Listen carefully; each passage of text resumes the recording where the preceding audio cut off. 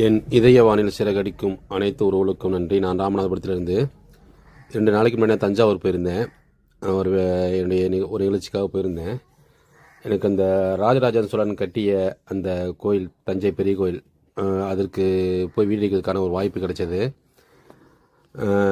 கண்டிப்பாக கற்பனைக்கு எட்டாத வகையில் இந்த கோயிலை கட்டியிருக்கிறாங்க. எப்படி தான் கட்டினாங்கன்னு தெரியல. 1000 ஆண்டுகளுக்கு முன்னாடி.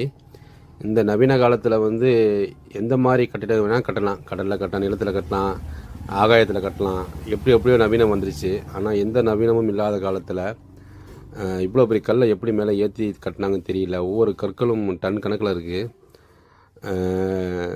நான் போனேன் மாலை நேரம், அதனால் கொஞ்சம் வெளிச்சம் குறைவாக இருந்தனால எனக்கு சரியாக எடுக்க முடியல. வெளிச்சம் அந்த நல்லா இருந்திருக்கும். இருந்தாலும் முடிஞ்ச அளவுக்கு எடுத்து இந்த மாதிரி வீடியோ எடுத்து பார்த்துருப்பீங்களான்னு தெரில. ஒவ்வொரு சிலைகளும் அருகாமையில் நீங்கள் பார்த்துருப்பீங்களான்னு தெரில. ரொம்ப அருமையாக இருக்குது.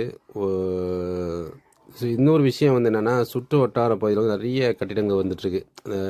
அந்த அரண்மனை கோயிலை ஒட்டி கண்டிப்பாக பிற்காலங்களில் அது பாதிப்பு எடுக்கிற வகையில் தான் இருக்குன்னு நினைக்கிறேன். அரசாங்கம் கருத்தில் கொண்டு ஒரு குறுகிய தூரத்துக்கு எதுவுமே இல்லாமல் அதை பராமரித்தாங்கன்னு நல்லாயிருக்கும். சாலை ஒட்டி இருக்குது. போகிற காலங்கள் எப்படின்னு தெரியல. இதெல்லாம் எப்படி உலக அதிசயத்தில் சேர்க்காம விட்டாங்கன்னு தெரியல. பிரமிப்பாக இருக்குது. ரொம்ப ஒரு கற்பனை கட்டாத வேலை கட்டியிருக்கிறாங்க. இத்தனைக்கும் மனிதன் 1000 ஆண்டுகள் எப்படி நினச்சி பார்த்தா நமக்கு தெரியும். இந்த நூற்றாண்டு காலத்தில் தான் நம்ம அறிவியல் பூர்வமாக வளர்ச்சி அடைஞ்சிருக்கிறோம். அதுக்கு மேலே அந்த அறிவுபூர்வமான வளர்ச்சியெல்லாம் ரொம்ப கம்மி, படிப்பறிவு இல்லாத காலம்.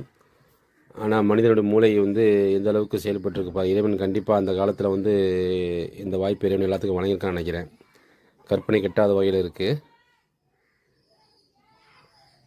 ஒரு சில பதிவில் எடுத்தேன். அடுத்த பதிவில் நான் போடுறேன். நான் உங்களுக்கே தெரியும், பாருங்கள். எத்தனை வருஷம் கட்டி முடிக்க ஆச்சுன்னு தெரியல.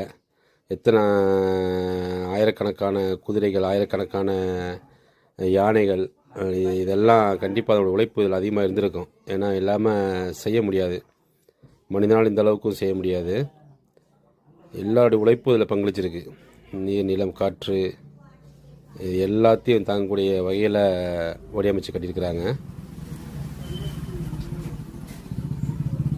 பாருங்கள், உங்களுக்கே தெரியும். நிறைய வெளிநாட்டுலேருந்து ஆட்கள் வராங்க.